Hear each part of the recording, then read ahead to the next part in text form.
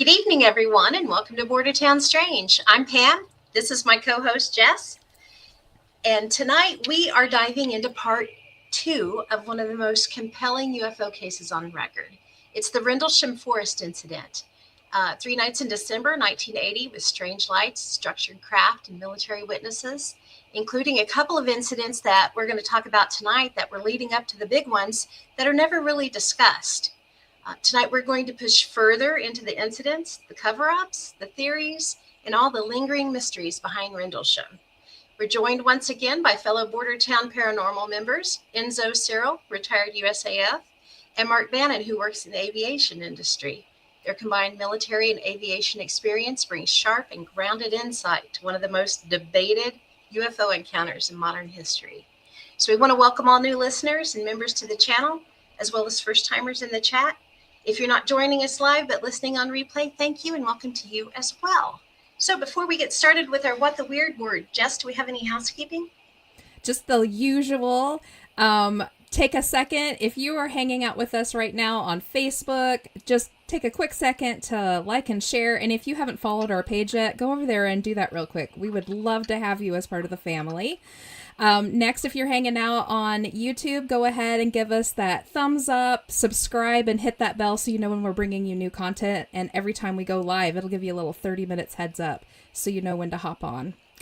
Also, check out our back catalog if you get the chance. If you haven't been watching since season 1, it's all completely free. We don't put anything up behind a paywall, so you can go back and see all of the fun we started out with. We pre-apologize for the first couple shows. Those were fun. Our deer in headlights. I know. I thought you guys did pretty well compared to my first couple of shows. We did okay. I'm not too ashamed of it.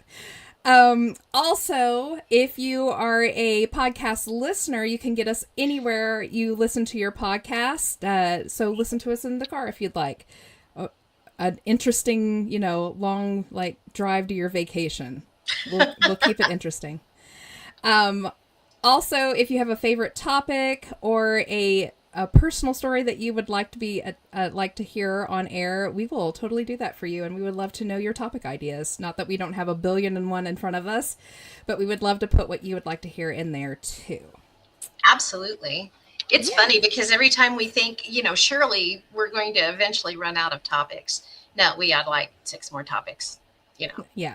As soon as we say that, boom, a whole bunch more comes into our lap. But that's okay. That's longevity. We're good for it.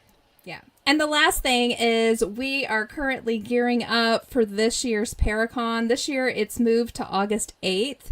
We are getting ready to make the schedule and start putting out all the information on that. And if you want to follow along and see what all is going to be happening, you can like our Facebook page at Bordertown Paranormal, or you can head over to our website, www.bordertownparanormal.com, and find all the links to all of our stuff in our podcast and our social media pages. And you can see all the updates for the Paracon as that starts to come up.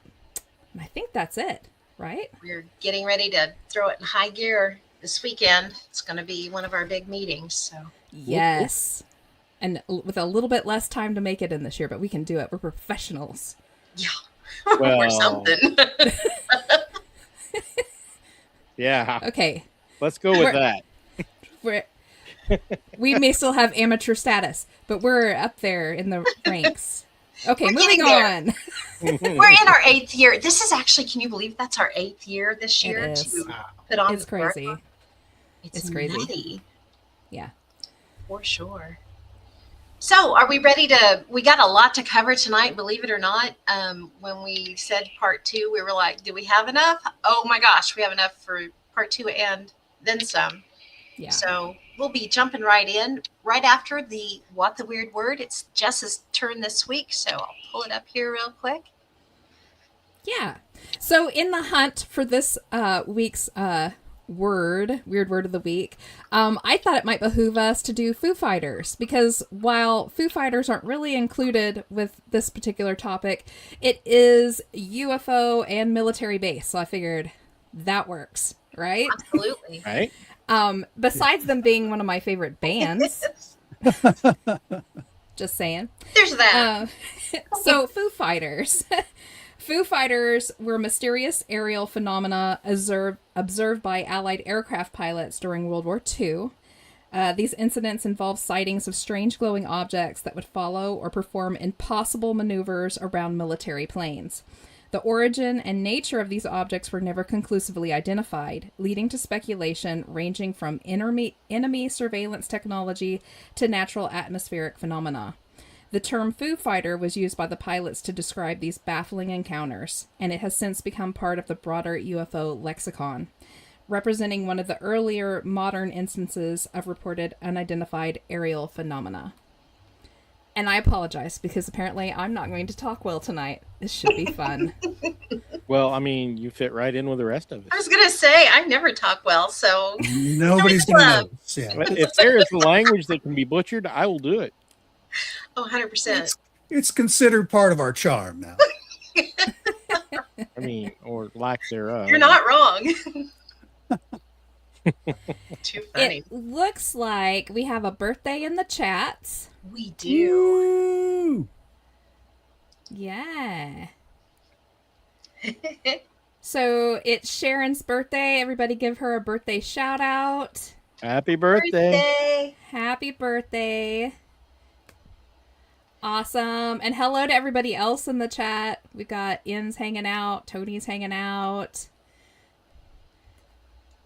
I can't get my thing to scroll up all the way. Hello to everyone else there. Too funny. I'm going to drop this screen really quick. There we go. All right. So back to Rendlesham, because Lord knows we couldn't fit it all into one show. In fact, I think we could probably do a few more shows on it if we really wanted to get down in the weeds. But we're not going to do that, because I'll go insane. Yeah. Show them the book you got in. Yeah. So 2 weeks ago, I told you guys that I couldn't get this book in because I didn't have time. The dude who wrote it self-published, so you can't just get a Kindle version of it. And this has a lot of great stuff in it, and I got it in, but this sucker's 500 pages. So me and it had some date time this week.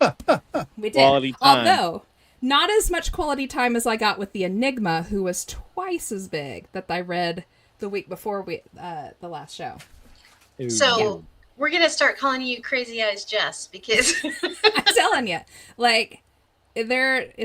I can't really focus really well unless it's right here. So Yeah, everything's going to be within arm's reach. I've got everything really pressed in, so we're okay. We're okay today. That's funny. Okay, so when we left off 2 weeks ago, we were talking about Colonel Holt and the main guys' experience when they went back to the landing site the next evening, and all the crazy shenanigans that was going down there. So we had talked about they couldn't keep the light-alls lit. The big, huge machines that ran off of gas that was to light the whole area. Nothing was working. Guard dogs that were brought in would not come into the area. They had men crying that they were having to drag out of this area here. And then the UFO stuff started picking back up, and it was shanking through the trees back and forth and up and down, and it was dripping what they thought was colorful magma and metal off of this thing. And it culminates in this farmer's pasture, and it explodes into 5 bright white balls and just disappears. And they go out into the field, and they don't find anything except for a lot of cow patties they get to step in. Right? Nature's landmine. Exactly. So when we left off, they had just went, "Oh man, I stepped in cow crap," and then looked up and went, "Uh-oh, look, there's 5 gray saucers in the sky over the base." And that's where we left, because we told you it was not done yet. There's still more crazy to come. So we left these poor guys standing there in cow patties this whole time. Yeah. 2 weeks they're standing up. Man, it's got to smell bad. Yeah. They're probably nose blind by now, hopefully, for their sake. That'd be like a, high school locker room or something. Oh. That does Maybe bring not up that bad. this image, this scent in your head. You're like, "Ew." Yeah. A little stinky. Plus, I'm sure it was damp out there. Oh yeah, it is absolutely going to be damp out there almost all year long. You know, Jess, you were talking about the fact that men left crying, and I think it would be a good time to reiterate these were all military men. These were Yeah.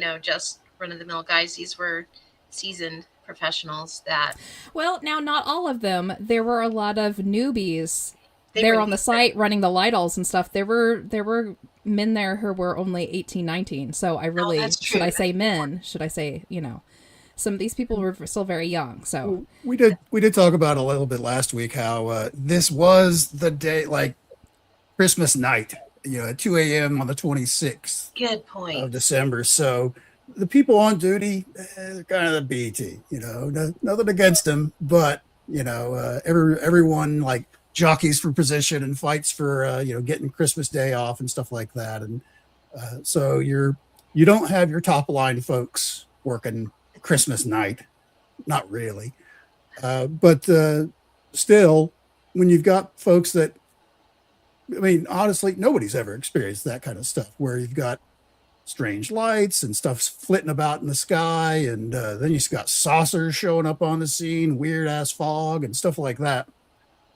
It's going to take its toll when you're thinking, I'm just going to hang out in the office till my shift's over on, the 26th. I'll go home. I'll go, back to my barracks or whatever on the 26th and maybe get a good breakfast or something before I go to bed, working all night. And then all this stuff just drops in their lap.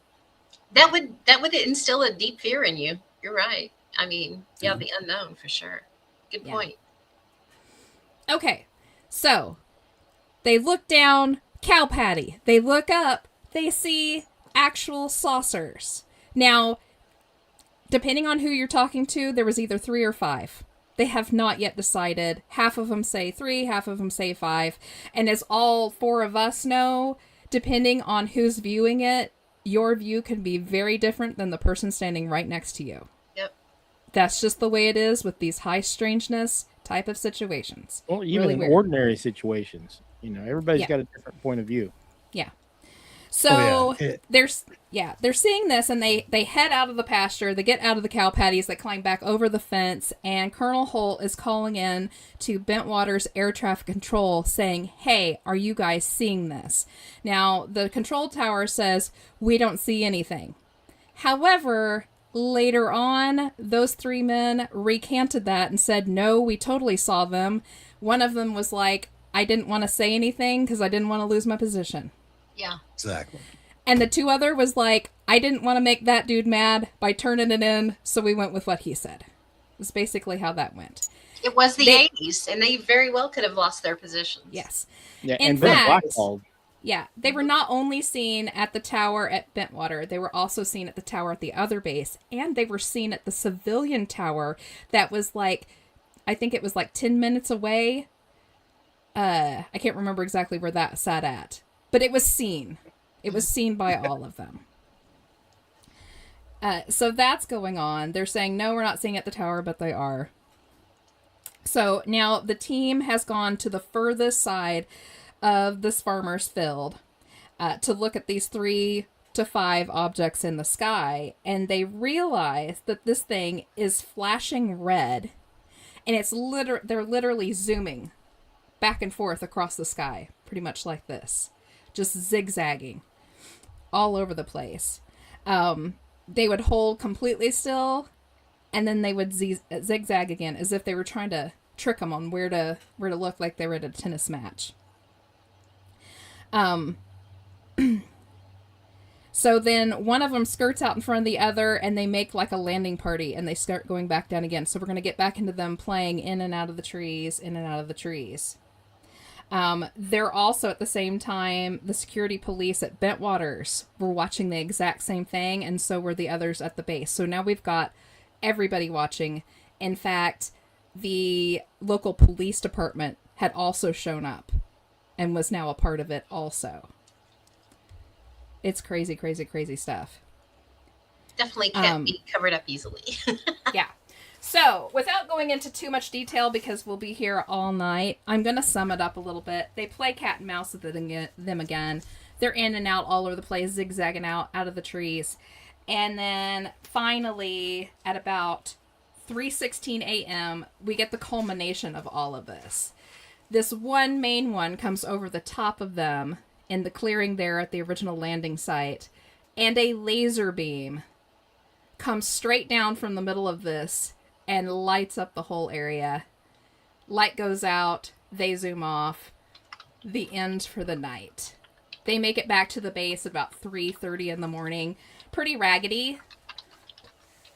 In fact, Colonel Holt says he heads back to his place wherever he's sleeping, his quarters or whatever. Can't sleep and decides, you know what? I'm going to go up and get my film developed, because he had been taking some photos. Which, by the way, later on came back completely fuzzy, as did the other two. There was two other gentlemen who also took photos, all of which came back fuzzy. Now, whether or not that happened because of the high strangeness of it, or if they were made fuzzy by the gentlemen who were in charge of developing said film, because they were under orders. Very easily could have happened either way. It could have. Yeah. And it could also be fuzzy because in all the excitement, they weren't able to properly focus. Yeah. Yeah. Could have been a lot of reasons. Yeah. So it pretty much ends for them. Little did they know that there was actually a little bit more aerial activity that night over Woodbridge that some other officers and stuff witnessed, but were never actually reported. Because I think by this time they were like, been there, seen that. And they talked about it later on. Plus, the giggle factor was very much a thing back then and as we mentioned last week, if you're on a base with, nuclear weapons, even if they're just stored there, the level of importance to that is not going to survive saying, hey, I saw saucers in the sky. You're not going to be working there for long. They don't want you. You don't want, we don't want you weirdos working around nukes if you're seeing, mystery sky ships and such. So that's a very good reason, because it'll, that's detrimental to your career, no matter what job you have in the military back then. So a lot of stuff didn't come out until many years later, after usually a lot of these people retired or moved on to some other base or something like that. Yeah. Right here at this time period in it's the night of the 27th, it's early 28th. We have conjecture start to point in. This is where things are going to start splitting off a lot, and we're not going to talk a lot about some of the ones that haven't been truly proven. But this is where a lot of the officers later on in years recanted or said, no, we went back out and we saw more. There's not a whole lot of information except for what they said later on. So we're not going to talk a whole lot about it, but I will mention here that at about 4:30 in the morning, Lieutenant Burrows and another gentleman said that they asked permission from Colonel Holt to go back out to the landing area, and they actually got chased by one. Yeah. But Colonel Holt later on said, I never gave anyone permission to go back out there. As far as I know, we were all back at the base, and no report was ever made, so... That's the stinky part. There's just enough back and forth on it, where he said, she said kind of thing, that it kind of almost puts a bad light on a lot of it, Yeah. Does that make sense? But again, it is the 80s, and it is the military, and a lot of people are going to be in hardcore denial trying to protect their reputation. Yeah. Very true. Very true. And usually stuff like that, that's almost one of those things, especially for like that generation of folks that were living through that.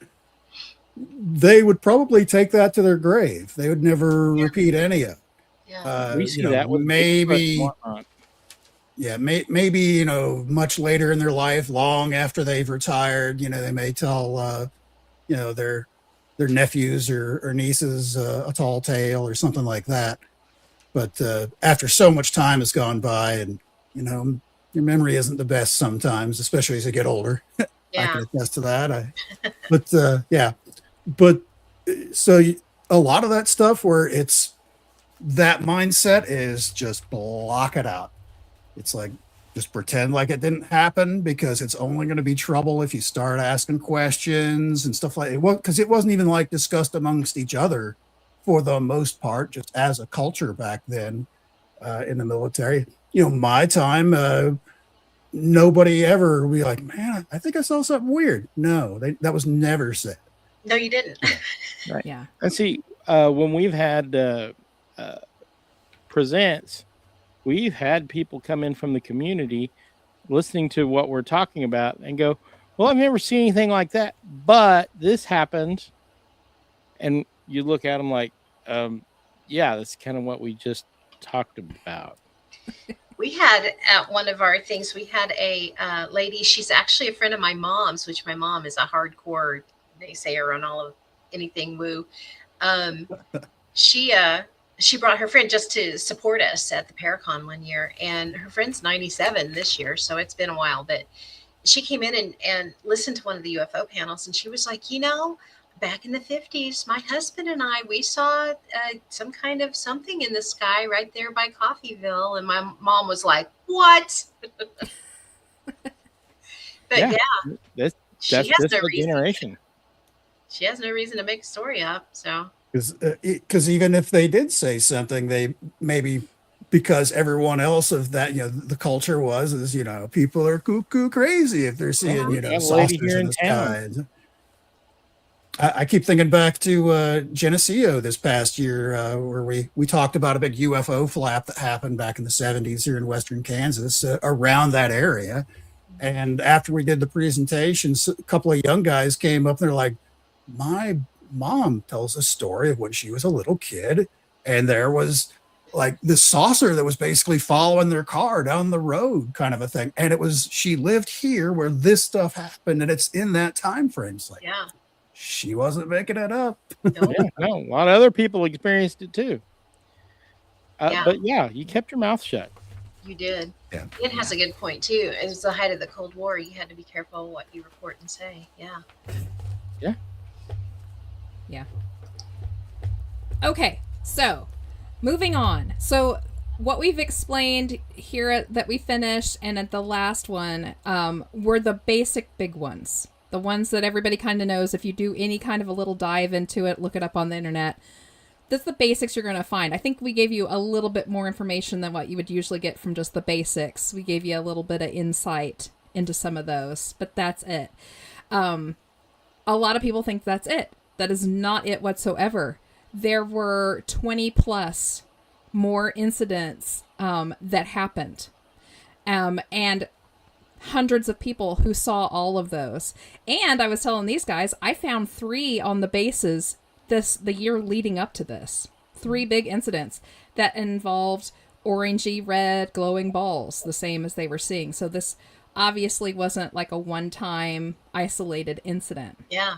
And I picked what I thought were some of the more interesting ones, because we don't have time to sit here and go through every single incident and still get to all the other fun stuff. But I'm going to go over a few of them with you. One of them I lightly talked about in the last show, but I finally found all the information on it. So I'm going to hit it one more time because it's one of the more interesting ones. It's called the Tamplin incident, and it involved a lady named Bonnie Tamplin. And I told you in the last pod that she had gone out and they got a radio from her that she was scared, and that a ball had chased her and gone through the vehicle. Yep. But that's all that you hear about it. But there was so much more to it than that. Apparently, someone at the base had had seen another ball out in the woods and had sent Bonnie out, who was on duty at the time, to go investigate it. And while she was out, not only did this ball chase her and go through the vehicle, but it also came straight at her, and she swerved in her Jeep and rolled it. Oh, my. She managed to climb out. She was okay. And when she climbed out, the ball was there waiting for her and started chasing her down the road. And she turned and fired at it 3 times with her service arm. Wow. And it shot off into the sky. And that's when she radioed back screaming and crying. In fact, one gentleman who was talking about it was there listening to her on the other side. And they sent emergency personnel out to her as fast as they could. And he stood watch at the East Gate where they brought her, not the East Gate, at the Butley Gate. They brought her in first, completely dirty, disheveled. She'd lost her beret, inconsolable. And about 2 minutes later, another guy drove her Jeep in with so much damage on it, it could not have rolled. And no one saw her for the rest of the time that she was on the base, and 3 days later, they flew her out and back to the States, and she's never spoken about it again. So nobody knows quite certain exactly what happened that night with her. That's as much as they know. That's interesting. Yeah, I that's, hear that one. well, and she may have blocked it out. The shock may have made her forget.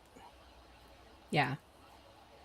And that was Well, I feel there was probably a little coercion there as well, because we showed the paperwork of the event incident from John Burroughs, one of the security people, that he was the guy that actually got up close to the craft on that first night, and he wrote, I think he said it was like 4 or 5 of the yellow notepad kind of things, pages of his events, what he witnessed, his whole statement. And they came back later with like a single page that basically said, yeah, I responded to report of lights, didn't see anything or nothing to report after searching these areas, and we called it clear. Which is like, that's not what about all this other stuff? It's like, no, this is what happened. You will sign this now. Yeah. Kind of thing. For something like that, where you're actually involved with that, where a lot of people witness it, you've got physical evidence, you've got the vehicle that's flipped over, whatever injury she occurred, the radio traffic. Not unheard of for someone like that to be spirited away to someplace else, out of sight, out of mind kind of a thing, especially at an overseas location. I've seen that, people like make some kind of transgression where if they were at their home base, they'd have to face music and they'd be punished or whatever. At an overseas location, you're put on the next plane out, you're gone, kind of a thing. And it's strange how that works. Not like it doesn't happen all the time, by any means, but in a case like that, I'm not surprised at all that she disappeared. Yeah. Man. Yeah. It actually happened to more than just her. I believe she got moved off the base. So the next one I want to talk about was super interesting. I'd never heard of this one. I found it in the Gary Heselton book. So much great stuff. If you want it's the best book on Rendlesham, in my opinion. It hits every topic and it hits it well. But this story was astounding to me, and it actually happened while the original sighting was happening. That very first one with Pendleton and the rest of them. This was happening back at the base, right near the East Gate. And this dude claims that he actually didn't know what was going on. He just knew that personnel were going out of the base like crazy for some reason. All he knew was that he was brought in to work on one of the planes. He was a mechanic. He was installing new doors on a F-4D aircraft right near the East Gate, so he was kind of privy to kind of what was going on over there, the people going in and out, but didn't really know what was happening. And this is his story. He got dropped off to install these doors on these planes, had his little toolbox with him, sat down and got to work, and the dude that dropped him off and said, hey, there's some weird stuff going on tonight. Don't worry about it. Just let them do their thing. He gets to work, and all of a sudden, he notices that there's some bright lights off in the distance that are kind of in the wrong spot, and he stands up and he kind of watches them for a little bit, and within seconds, they're right there. They've zoomed up right near him. And this object, he says, is literally hovering just right beside him and just not very high up, just humming, making this really strange humming sound. He watches it literally for like 15 to 20 minutes while he's trying to work, just trying to kind of ignore it because he's not quite sure what's happening. And he says he notices that it kind of leaves a little bit and he goes back to work again, and then it comes back even closer. It's literally right on the other side of the fence. He said it was kind of diamond shaped and black on the bottom. Only 30 yards away. And where he's at underneath the airplane, he feels the whole plane shudder. And he's like, what the heck? And he steps back and he hears this clinking sound on top of the plane. So he gets up on a ladder and he climbs up there, and just as he comes up over the top of it where he can see, the whole thing shudders again, and he sees something pop down off the other side and move down to the tail of the plane and hop off. And he watches the bushes that were right there on the other side of the gate or the fence move. Weird. And he's like, Wow. what the hell? Yeah, Okay, so gremlins. maybe Foo Fighters is more pertinent than we thought. I mean, even more. There's a man on the wing. Okay, so Thank you, William. he's freaking out. He looks down the way of the plane and he realizes in the dew, because there's dew sitting on top of the plane, there's little smudge marks that he can only say must be like a foot mark, although he didn't say it had any kind of a pattern of a foot, but there's smudge marks. Like a cat that's on your car. He's freaking out. Those He cats. turns, and at the exact moment, now imagine this is all happening within seconds. It's happening really, really fast. He turns, and as he does, he hears bam, bam. There's shooting going on at the east gate. Remember, he's like right there near it. He hears shooting going on. He turns, and the guard there is shooting towards the bushes at the gate, saying, what the hell is that? Get away. Get away. And then bam, bam, bam. More shooting. Right? And as this is happening, because he has this from the vantage point of being on the ladder, he looks where this dude is shooting at the bushes, and those bushes move too. And he glances back at the bushes where he'd seen them moving, and he's seeing movement, and this is moving, and he realizes both bushes are moving towards that freaking thing that had just landed. And he's like, what the hell is happening? Ah, That's crazy. That is wild. Yeah. So, let me make sure I'm getting the story right, because I don't want to leave anything out. It was really, really interesting. Yeah, he says everything took place within seconds. He said, in a little bit, the technical sergeant that had dropped me off arrived back again to pick me up. I told him what happened, and he inspected the marks on the aircraft himself. He just got down, shook his head, quickly said, pack up your tools, and we were out of there. I couldn't see the lights any longer at this point, or the craft. No formal record of this incident was ever made. Although I was off duty the next day, I was told to report in. I was told in a private meeting with Master Sergeant Day that I had gone missing that night. And I was apparently the fifth one that had. There was missing time for him. Holy He went missing. And he's never figured out who the other four were. Now, I'm guessing they might have been talking about Pendleton and his group, because they went missing for a while. they had some missing time as well. Yeah. Yes. So I'm assuming that's who Day is referring to. He does not tell him, however, how long he had been missing, but he had been missing. He said, I was told the gate officer was being interrogated at that very moment, and I was never to speak of this incident. Day said he didn't want me to have to go through that too, so he had me transferred off base and to the States within 4 days. Yep. Oh, wow. Another one. Yeah.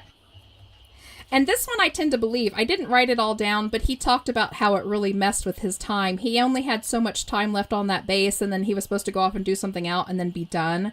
But because he got shipped out early, it messed with his times and stuff, and things got screwed up for him really badly, and he didn't get to go do what he was wanting to do. So career wise, if you're going to be in basically past like your 10-year point, you're shooting for that full 20-year, you have to do like an overseas tour, at least like a 1-year remote or like a 2-year, accompanied tour, like so you could have like your wife and kids with you and stuff like that. But you have to do that in order for you to retire at 20 years. Unless you're like me, where you traveled so much that you were already gone past those windows already within a certain period of time. They're But like, anyways, oh yeah, you're good. Yeah. We're like, of course you're good. You don't need us. You've already served overseas, just not all in the same spot. But anyways, so that's another one of those detrimental, because I'm sure once he got back to the States or whatever, and everything cooled down, he had to go overseas somewhere else. And I'm sure it wasn't anywhere in the European theater at all. He probably had to go to Japan or someplace like that to probably have to do at least a minimum year someplace just to get his time in and all that stuff. And because it's not like you can go for 6 months. It's like at least, year minimum, usually 2. So yeah, that would suck. I feel for the guy. Yeah. Just amongst other things, that's just another kick in the head. Yeah.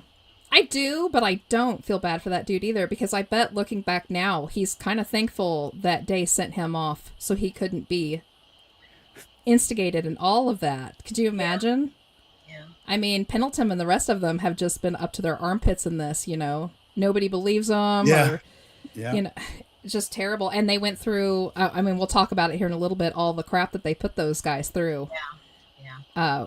Once all was said and done. So, okay, moving on. Some more incidents. The Steve Wagner incident happened on the 23rd of December. So this was beforehand. Went completely unreported. He witnessed a lighted object landing in the trees just outside the East Gate, literally within 20 yards. It landed right there. He waited, it flew off, and they peeked outside the gates, and he mentioned that he saw 3 divots where he thought landing gear had been. But it completely went unreported. It was, of course, one of those incidents where they were like, better to not say anything whatsoever. So that was on the 23rd. So we've already got situations happening before the big ones happen. Really interested on that, just outside of that East Gate. That's where everything seems to be happening. Yeah. Yeah. Well, that is What the was side the that draw, the forest is you know? on. What was the It's the draw? side that the forest was on. So Closest cover. Yeah. yeah.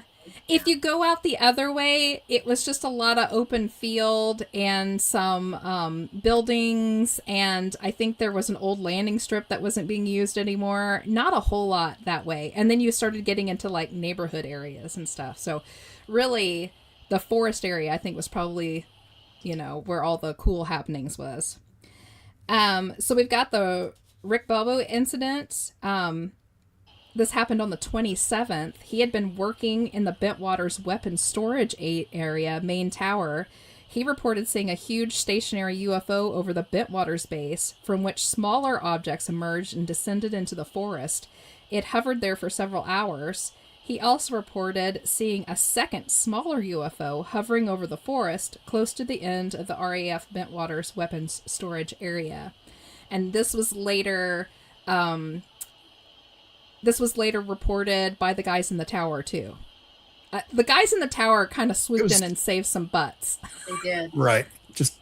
He said it was there for several hours. That's not something you can just kind of I didn't actually see that. Yeah. Because everybody would have seen it if it was hanging out for that long. Got a really good look at it, too. Yeah. He did say that he felt like he was under scrutiny and that he may be in harm. And this is one of those topics that we keep coming back to. He was in charge of the weapons area, and a lot of people think that is why those UFOs were there, that they were checking out that area. It held a lot of, weaponry and stuff that actually wasn't supposed to be there. but it was. Right. I've got Yeah. that just as a refresh for everybody. I've got that overhead view of the area, kind of see where everything was. Because there's the east gate that we keep talking about. And over here, clear on the other side, is where they saw the craft actually land. Yeah. Now, before we move on to the Larry Warrens, honky, before we hit there, I'm going to do a few of the civilian and other ones so you can kind of get a better idea. I mean, it wasn't just the people at the base experiencing all of this. There was a lot of others. Like I said, I'm not going to tell them all. I saw in just Gary Hasseltine's book, there was like 50 plus. But I put down the ones that I thought were a little bit more interesting or appropriate or kind of went with some of the other sightings that we've already been talking about. So they have one. A lot of these are unnamed because they did this anonymously or they just didn't think it was important enough to put a name with it. I have this one down as Unknown Farmer. This one happened December 29th.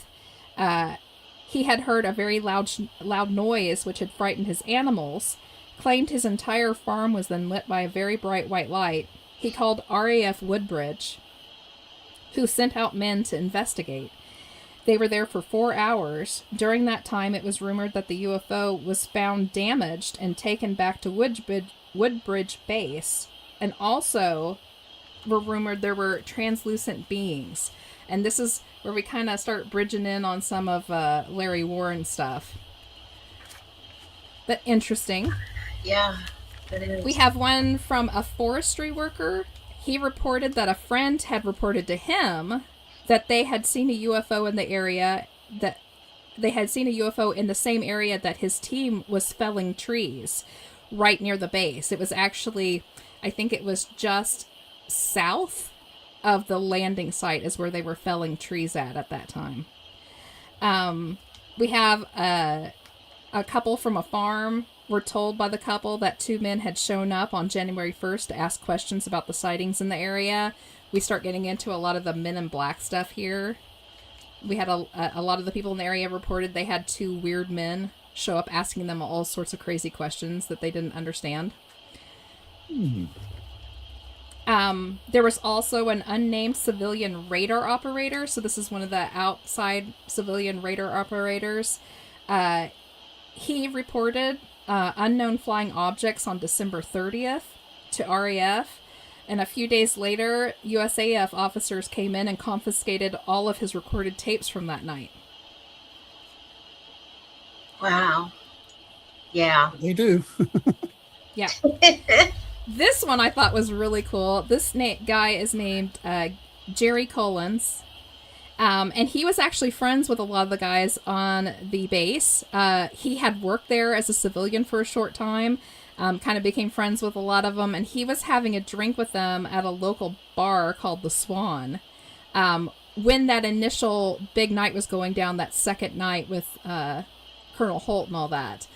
And they got paged to get their butts back on the bases as fast as they could, so they threw their drink down and went running, and he decided to leave since his buddies were gone, and he climbed on his motorcycle and headed back. Well, his way back to home was back past that forested area, and he came up and was suddenly bathed in daylight.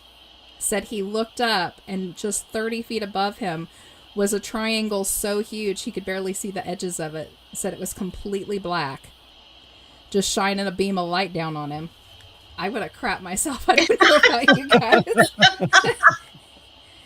So he said That's where all the cow patties came from. Yeah. And he said the most interesting thing about it was it looked like it was dripping molten lava in different colors. And he said as soon as he kind of realized what it was he was looking up at, it shot off with such an amount of speed he couldn't believe it. He actually decided not to say anything. He drove straight home and told his mother, who promptly told him he was drunk. So, as mothers do. Well, yeah. So the interesting thing is, yeah. So the interesting thing is that he actually got to meet up with those friends again a few days later. And they kind of let him in on a little secret. They were like, "Don't tell anybody." But he said when they got back to the base that night, they were told to grab up their guard dogs. They were part of the crew that had the guard dogs with them, and go out to the landing site. But the dogs refused to move, and they couldn't get them to go into the area. So one of them got charged with taking all the dogs back. And the other 3 went in, and they claimed that there was some sort of a force field up around this particular ship because they couldn't get stepped past a certain area to get to it. Interesting. Yeah. That is pretty wild. Yeah. I mean, yeah, if the dogs aren't going, I'm not going. No, hell no. No, Yeah. Dogs are smarter than we are sometimes. they are. For sure. Yeah. And the other reports I had, and I'm not going to go into them all because it's basically the ones we've already been hearing, were all from the Suffolk police, who initially told everyone, including the papers and the media, that all of it was silliness. They even said that the divots from the landing gear were just animal holes. All of them later on in years recanted all of that, I think once they were not police there anymore, and went into great detail. And a lot of it is just very true to the stories that we've already heard. So there's really no point in retelling all that again. But so even the local police were in on it. In fact, if I remember correctly, when I read through all the transcripts of Colonel Holt's audio, and at one point, because they list the background noise as it's happening, and at one point you see in little parentheses it says bee boo, bee boo, bee boo, bee boo, and written after that in italics it says the bobbies were there. Oh, yeah. It was the sound of their sirens in the background. Irons, yeah. The wee So, woos. yeah, the Suffolk police initially said they weren't even out there, and then when they were drug out there, it was just animal holes, and they're full of ridiculousness, and none of that happened. Meanwhile, they were there so much that they picked up on Colonel Holt's audio. So, there's your proof. Yeah, it did. It says bee boo, bee boo, bee boo, bee boo. I was like, what the hell is a bee boo? Oh, it's the bobbies. Yeah. That's funny. Oh my goodness. It is. So, back to the last one that I was talking about, Larry Warren's. Oh boy. Where do we want to start? I'll jump in on this part. Larry Warren kind of popped up on the scene mid 90s when author Peter Robbins was writing a book about the Rendlesham incident and all that stuff, which he did publish with Larry Warren's help, because Larry Warren kind of popped up out of nowhere. It's like, oh, I know all about Rendlesham. I was there. And I had all this story. And the book is called Left at East Gate. And you can buy it on Amazon right now if you care to. But maybe not after I finish my story. But Larry's story is that on that third night or third incident, that he was security forces, just like a lot of the other people that we've heard from, but his story is radically different than everybody else's. His story is that they all went out into the forest area. There's a clearing where there was this thick fog forming on the ground. I don't recall him saying it was yellow or not, which we talked about last week, but just this thick fog bank over a part of a field next to the trees. And there were all kinds of people out there. There were so many people that they couldn't fit all their vehicles along the little dirt road area going out there, where they're having to park off into ditches and stuff like that, where they're hauling lighting equipment. He said there were a bunch of people from the public affairs office, which on an Air Force base, that's who does all of the filming and publications of stuff like that to be released to the public, and just documenting any kind of like a mishap scene or something like that, something big. Basically, but he said they were all out there with all their film equipment and cameras and lights all over the place, taking pictures everywhere. And suddenly, in a burst of light, a gigantic pyramid-shaped craft appeared over that fog bank area that was forming out in the field. Doorway opened up. I think it was 3 or 4 of these tall, lanky, kind of semi-translucent, glowing creatures came out and supposedly met with the colonel out there. There's like a famous picture of the story where they're like shaking hands with the aliens and stuff like that. And then they basically, these aliens just start wandering around the scene, and he said that they were. He's specific again. I don't know why light dolls get all this play and how great they were and key to everything at Rendlesham. But he mentions that one of them went up to one of the light dolls and is looking at it and kind of like stuck their face like through the side of the unit to like look inside, like it phased through it. And later described a terrified young security forces person that was in their truck, just horrified, and one of the aliens walked up and stuck its face through the windshield, like phased through the glass of the windshield to look at this guy, which of course his natural reaction was to pull his weapon and start shooting. That would be my first response. And Nice. We are highfalutin production. And just to point out, that did have an orange piece on the end of it. Sure. It is fake. It is a toy. This is a toy. Yeah. Pew pew. Pew pew. But so there's a few other little tidbits with his story that kind of went on like that. But of course, Peter Robbins, and I actually forwarded Jess the video. They went out to the site where they're walking around. He's like, yeah, this happened over here. Colonel such and such was there. Sergeant such and so is over that way. And this is where this is. But, there's nothing but trees. Oh, you see these stumps? That was a big tree. Was here back a few years ago, blah, blah, blah, blah. Very detailed story. And when in that video that I said, it very sure of that story. It wasn't like he was kind of making stuff up on the fly or anything like that. So he's either very good at telling a story or it really happened. But as years would go on, Peter Robbins, the author of the leftist, East Gate book, along with Larry, started having some issues. He started having issues with Larry. Larry was becoming more demanding and demanding more money from the books and appearances and all this other stuff. And 2 years ago now, Peter Robbins, the original author, came out and made this giant post on his website saying, I can't hold it in anymore. I am cutting ties with Larry Warren. He's full of crap. All of the story's crap. All of it was a lie. All of it was BS. He got too greedy. He was bilking me for money when he didn't, he's got the story, but I'm doing all the legwork and creating the books and all this other stuff. And he's trying to rip me up. Now it's my problem, kind of a thing. So he certainly caught a lot of crap for that. There's always high production here. We spare most expense. Chelsea said, loving the prop work. Are we going to start getting reenactments? Lord, I hope not. We'll all probably hurt ourselves. I'll fall out of my chair. Every morning.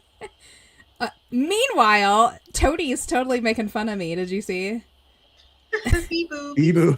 You sounded funny saying bee-boo, bee-boo. Hey, my bee-boos are awesome. That's right. I felt like I was there. I thought I was in England. Yeah, that's what I'm saying. Like, yeah, that's some so real stuff there. What was the outcome of all of this? He came out and said that Larry Warren's full of crap. That Larry Warren was a big giant grifter, that he had because once the book was released and all these other people that have kind of put their necks out there, all of them were, including Colonel Halt. He's like, that's all bullshit. None of that stuff happened. He's crazy. In fact, in Gary Hesseltine's book, he does a really good job of like kind of tracking everything that Larry has ever kind of posted or put in a book and backtracking on it and looking at, kind of the conjecture of it, was he there or was he not? And really it comes down to like a couple of people said they thought they saw him there, but couldn't be certain. They didn't, they just thought it was, oh, that must have been that one young kid that I ran past. Because he was only Right. like 19 at the time. Oh. Right. Because he was physically there at the Yeah. base when the He was event at the base. occurred. But whether he was But- in the mix, like he said he was, Well, from what don't- he described, when, creepy, glowy aliens are sticking their faces through windows and scaring people, that there would have had to have been a lot of people out there, a lot more than just, a couple security people. And then a couple of days later, the colonel decides to go out there and look around when, there's some weird lights, floating around the woods. This is a much larger production where you would have had so many more people that would have been available as witnesses that once, because usually, once a couple people come forward, you might get a trickle more, but all with the exception of the colonel, which the vice, base commander, and a dozen, we'll say a dozen security forces people that were talking on the radio or actually out in the field, or a couple people in the tower. Nobody else was around or made any other comments as far as like, well, that's not true. We have, you talked about the aircraft maintenance guy earlier, but yeah. for the most part, if there were people involved with that big of a production where giant pyramid shaped craft and people are, beings are walking around and doing party tricks that and would stuff not like have that, been There's a lot going on. that's a lot Yeah. for everyone to keep that under their hat. So the general consensus in the community is Larry Warren is full of crap and was just trying to make it, he heard everybody else was, getting book deals and, becoming popular and famous, and he wanted his 10 minutes of fame as well. And I saw the whole thing. I'll tell you all about it. Yeah. Yeah, so just a heads up, if you at home or anyone who's listening, you want to do a little research on it, hit some books. Let me tell you, there's plenty of books to choose from. Sure. But if it's got Larry Warren's attached to it, I might steer clear. 'Cause- Yeah.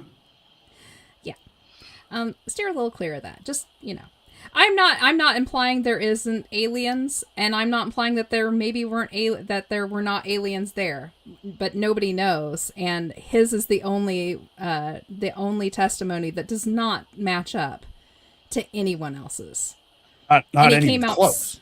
yeah, and he came out so flippin' late with it that He did. Yeah. Ian said something about that surname Warren. oh yeah, it makes you a little itchy, doesn't it? It's a little itchy. Yeah. All right.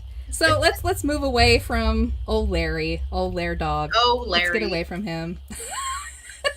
He's like Yeah. Doug and Dave. So, like I said, there was a few sightings, a few happenings on the base leading up to that, but I'm going to go over those a little bit later because they're not huge incidents and they kind of match up to what we've already heard. So, rather than bear repeating it, if we have a little time towards the end of it, I might go back and hit a few of those so you can kind of get a general idea of what was happening in the area. But really quick, before we move on to like the crazy stuff, like the interrogations and everything that they went through with the reports and everything, I just want to hit really quick before we leave the ships themselves, the UFOs. So while Colonel Holt and the rest of them were down in there, they took a butt ton of soil samples from inside the landing area and from outside at varying distance to keep it, to get good base samples to see if there was any difference in this dirt. And there totally was. And I wrote down what I thought was really pertinent, and I'm going to read it out to you three and see if anything sounds familiar. I already know where you're going. Okay. So, in the soil samples they tested, they found extraordinarily high amounts of silica. They also found out that the dirt had turned hydrophobic, and that just means that it no longer takes on water. So rather than it's soaking up water when it hits it, it actually beads up and falls away. Yeah. Right? They also found out that under the microscope that the soil had actually changed its texture completely.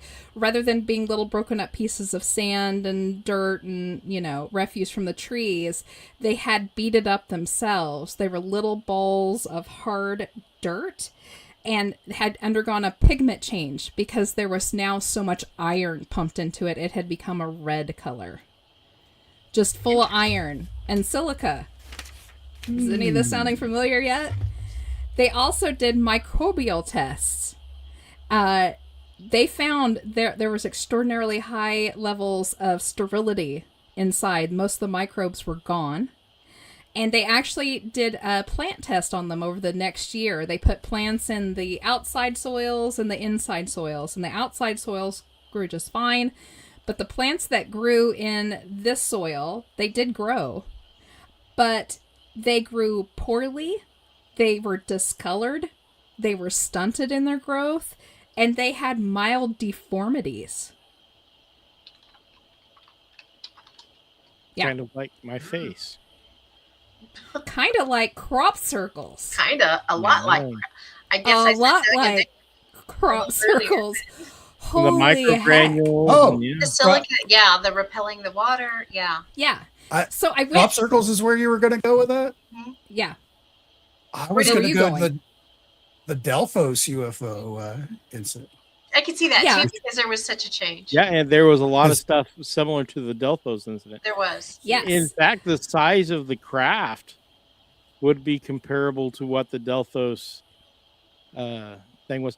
And that was around the time we were talking about that flap last year at the UFO day. That was all in that same area, and they were all talking about a craft or organism about the size of what they were talking about at Rendlesham. And Yeah. it was sloughing off the matter that was falling to the ground. That was very reminiscent of Delphos as well. It had And chasing. yeah. The incidents around that area in central Kansas, a lot of them revolve around the light chasing the locals around like it was playing. So it's very similar to our own Delphos and UFO flap in central Kansas. That's very interesting, actually. Yeah. It is, yeah. So That's immediately where I went to because they did the same soil samples, which the same results where nothing grew in it, and just right outside of it, stuff actually grew crazy. So yeah. So Did. what I was what I was getting at. So I went to BLT Research. That's the big research group that takes care of all of the major crop circle investigations in the whole world. They started years ago gathering all the information and looking at sites. And I was looking at the levels that they find in their dirt from the crop circle soil samples. And it's nearly exactly the same, even in the levels. That is 0.0008. really crazy. Yeah. And just to let you all know at home, I mean, one day we're probably going to do a whole crop circle show to let you know how that works. But the reason why the true crop circles are so beautiful when you look at them from the top, why they look like they almost move, is because all of those blades of grass or crops or whatever it was made on top of is covered in that really thin sheen of silica. And it makes it shine. It makes it really pretty. So even the silica was there, and the iron ore, and the weird microbial tests, and, I just think it's so exciting. That is pretty cool. It's a pretty good correlation for sure. And it's strange that these same things are found in lots of different sightings besides crop circles. So that is an interesting correlation. It is. All right, so what do we want to talk about next? Where are we going to go? Do we want to do like the... I was going to make a crop circle in England. That's impossible, kind of thing. But that's just Doug and Dave. Are they still doing those? oh yeah, couple old guys with a board and a rope. They ripped Oh, it it over is? there, and yeah. Oh, yeah. Where's the Being east? Okay, let's do it. separate places in the country, hours apart at the same time. Yeah. I was Well, pretty very, spry. very impressive. Well, fast cars, really fast cars. Craziness. It's pretty All right, fascinating, though. We do need to do a crop circle show. we do eventually. Let's talk about the guys having to go in and make reports and all the disinformation and all the stuff that they said that they actually had to go through. Some of them went through some pretty nasty interrogations. So, does anybody want to elaborate on that, or do you want me to go a little bit? Go right ahead. Okay. So, the first one we really hear about, besides Holt, is Peniston. He's the one that really came forward with a lot of it.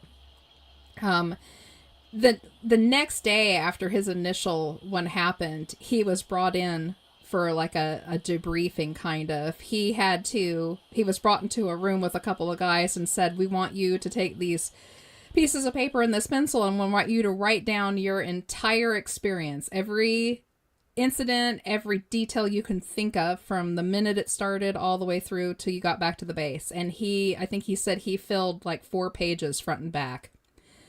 They came in, they were like, are you sure this is what it was? And he was like, yeah. And they said, sign it. So he signed it, and then they turned around and handed him another slip of paper and said, now, this is what you're going to say happened. And it was a very condensed version, some of his stuff, but basically a condensed, very watered down. I went out and looked, this and this and this. I came back, and that was it. And they were like, sign it. So he signed it because he was threatened. They were like, it would be terrible for you to lose your job. Other people had reported that had gone out, that they were interrogated, and that pentothal was involved. Sodium pentothal. To make sure that they got the truth out of them.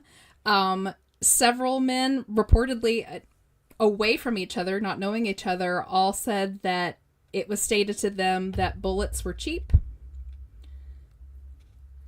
That's another fun one. Even Colonel Holt, who was very excited about the entire situation, he was like, we need to get on this. We need to get all the information. We need to get it down. Even he was deferred and was like, I think we're going to take some of this stuff here, and you're not going to be talking about this here. And that never happened. And things just started getting mixed. And this is where we start getting into the conspiracy theories. Why were they making sure that this information was not going to leave the base? Stuff went out to the media saying, this is what it was. It wasn't what you're thinking. This is what you're going to put in the papers. This is what you're going to put in the magazines. This is what you're going to put on air. Like I said before, the radio towers, the civilian ones, their tapes were removed. Stuff was taken away. The police, I'm pretty sure, were talked to about what they could and couldn't say, and that's why suddenly they hadn't been there at all. Mm-hmm. So Yep. I don't know. Do you guys want to elaborate on that? Very typical of this sort of a thing, and all the people that got sent off so fast, that's simply because they did not want British government investigators talking to them, in my opinion. And that's usually a good excuse for spiriting people out of the country back home to the U.S. Rather quickly for a whole host of different reasons. Security, whatever. Sure. The other there's for me, like I'm sure Colonel Holt's position on all of this was, hey, these could be like Russians doing something weird around one of our nuke bases. That's why we need to investigate this. We need to, no matter where the trail goes, if it's little green men or if it's, Russians doing this, we need to figure it out. And to be completely stonewalled and said, no, that's not what you saw at all. Here's what you really saw. Sign it, kind of a thing.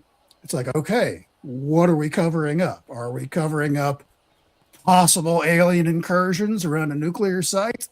Or are we covering up that Russian, evil Russians during the Cold War came and made us look stupid by running around chasing our tails for a few nights on Christmas night.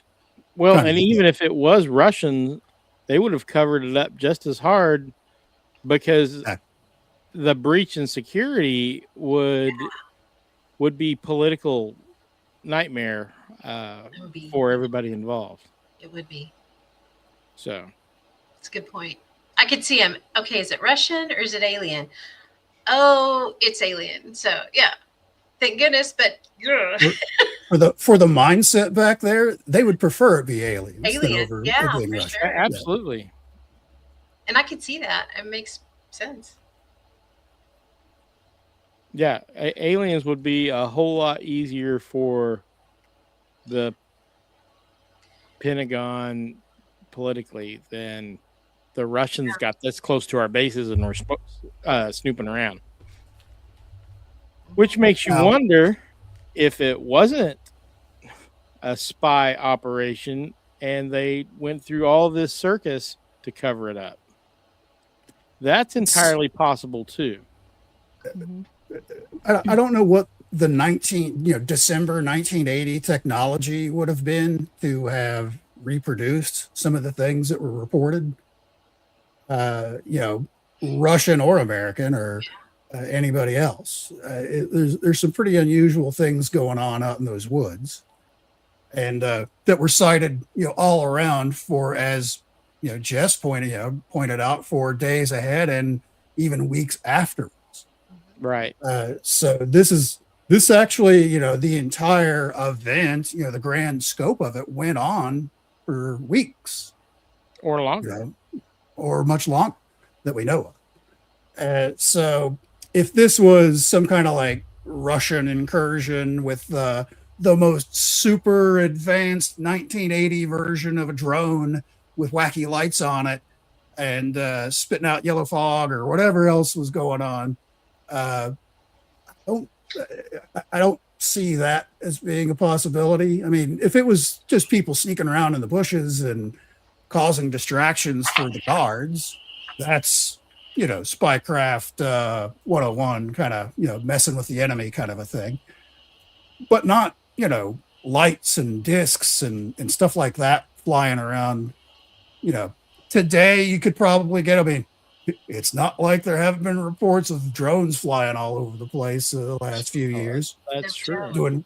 Doing weird things, but that's only the last couple of years, not 1980. No, and that gets you back into what was that yellow fog? Was it a hallucinogen? Burroughs goes on to think that, like a couple of years ago, he seems to think that there might have been some type of mind play at work somewhere in there. Could have been from the military, our own military side, not Russians with canisters of Joker gas spraying them over the base or anything like that, making people see hallucinations and weird stuff. If you think about the fact it was the B team that was there, who would be less likely to be a problem if something went awry. Yeah. That's true. Right. It's true.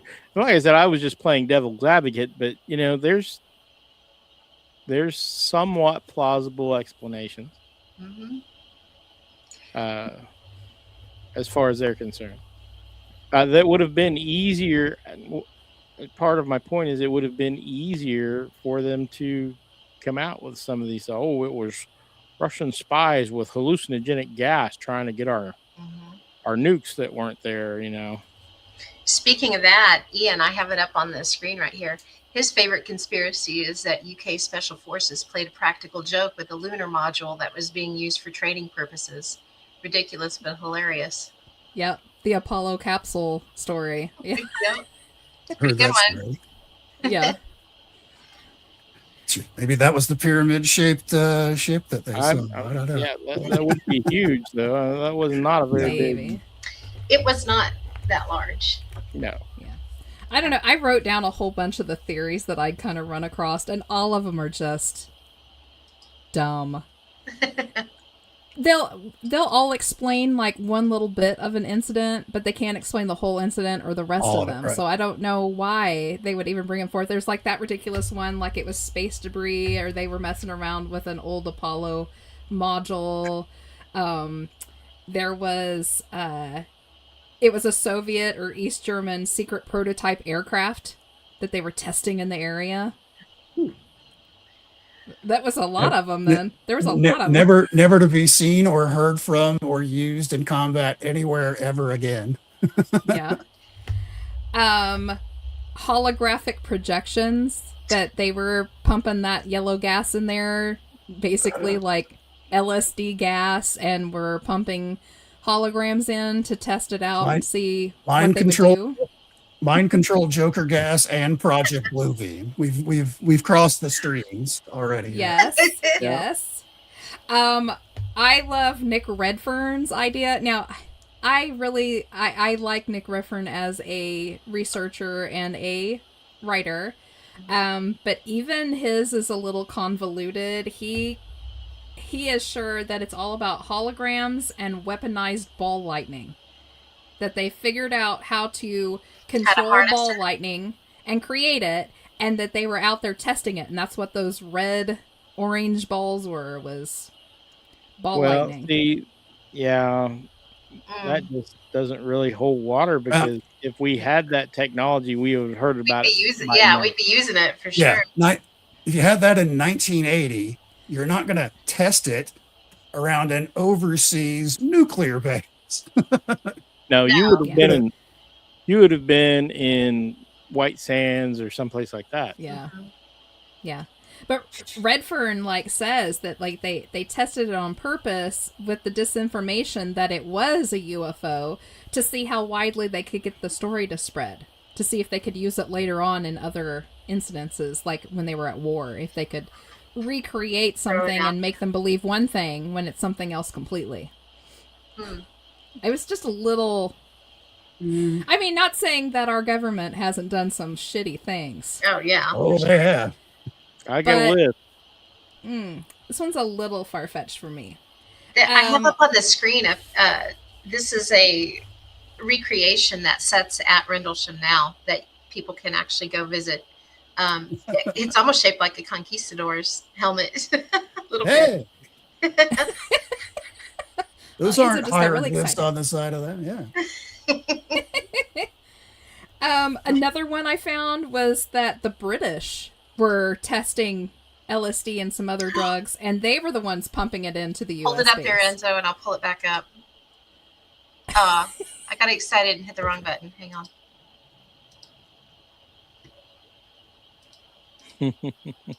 It's not far off. Kind of, yeah. A little bit. You touch it, you will receive a download. Little hieroglyphic looking markings on it there. There you go. Yeah. Ready to go for the rest of the story. I'll put this on for the download portion. There you go. My favorite one is that they were not alien beings, but they were humans from the future that had come back. What? They were time travelers. Yeah. Where could you possibly have gotten that idea from? I can't imagine. Yeah. That one was one of my favorites. It's so convoluted and hilarious. There was no blue boxes seen, though. I don't understand. Where was the blue box that's bigger on the inside? I know. But that is a lot of the theories. There's also another... I don't want to say theory because it was put forward by some of the personnel that were on the base. At the point when the whistleblowers were coming forth and they were kind of laying out, I reported this or this never got reported, a good handful of gentlemen came up that were from the police side of things on the base. And they claimed that they were told that they were supposed to talk about it being a UFO and an alien because they wanted people to think that it was something as ridiculous as a UFO. Meanwhile, it was something else entirely, and that they were never let in on the secret of what that other thing was. So that is there in the background too. There's a handful of guys saying, "Hey, we were told to tell them this, that it was UFOs." And said, "I urge caution when touching Enzo's helmet." It's hilarious. Wah, wah, wah. Yeah, and that makes sense because if they can put the spin on it, it's just this crazy alien story, Yeah. they can sweep it under the rug and move on. It is. Yeah, I it's got the think giggle we're factor with it, attempting and everybody yeah. like, it's UFOs. Yeah. Yes, they were all working Christmas night, and they had a little Christmas cheer Yeah. while they were working. Yeah. Mm-hmm. I can actually see them using it like after the fact, like after they realized that the story wasn't going to go away. They were like, "Oh yeah, just lean into it." Then they'll really think that it's just silly. Yeah. Right. Yeah, very well could have been. I mean, So, that works too. yeah. Which was certainly the mindset back in 1980. Mm-hmm. Oh yeah, especially back then. Good Lord. Anytime anything UFO related came on the news, you got like the creepy music and the little gray alien waving in the background. So ridiculous. I'm so glad we live in the times we do where this stuff is a little bit more readily accepted and talked about at least. A little more readily accepted. Well, I won't go as far as to say people. No, not completely accepted, but at least, you're not completely thrown in the locker. You don't have to say read the book with your flashlight under the blankets, making You sure don't nobody end else up sees in what that. you're reading. Fancy sport coat that the sleeves tie in the back. Yeah, for sure. Let me put it this way. Christine White. The little kids' paranormal books are no longer in the sci-fi section. Yeah. That right there. That's huge. Because I remember having to go and get my paranormal and Bigfoot books and stuff like that, and you had to go to the sci-fi fiction section to get them. Yeah, that's true. Yeah. So there's that. We're moving up a little. All right. So we've gone over all the crazy theories about what it was. Enzo, did you want to talk about the binary code and Pendleton's notebook? Because this is a whole nother side of things. Yeah. This is, I thought that was the lead in when you said, hey, it's from the far future. Kinda. It could be part of that. From the distant past. Do a share screen here, and we'll just dive into it.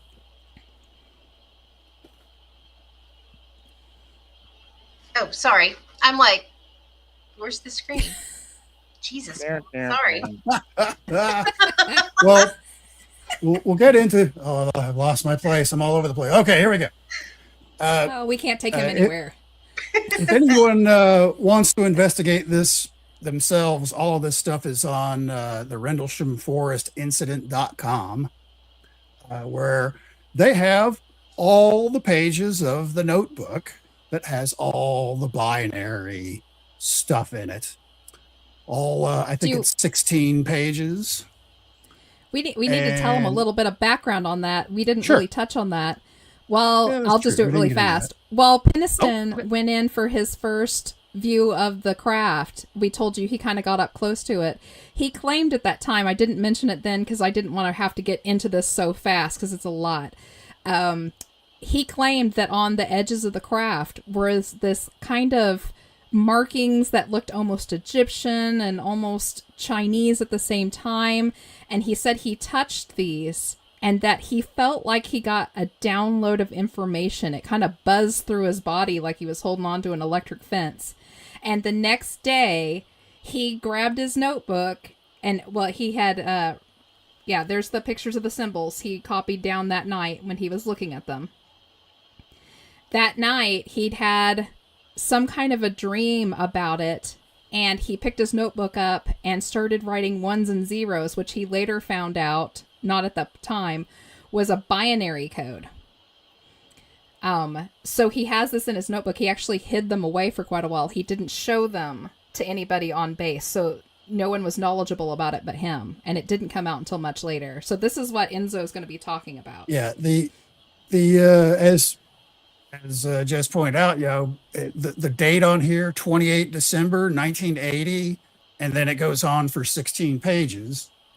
And you may wonder, why would this guy still have this old ass notebook? Well, the truth is, I still have one of my little notebooks that I've held on to all the years, and this was standard equipment. This one's a little different from his. His actually has little ring binders, something fancy, not like the cheap, crappy one that I have.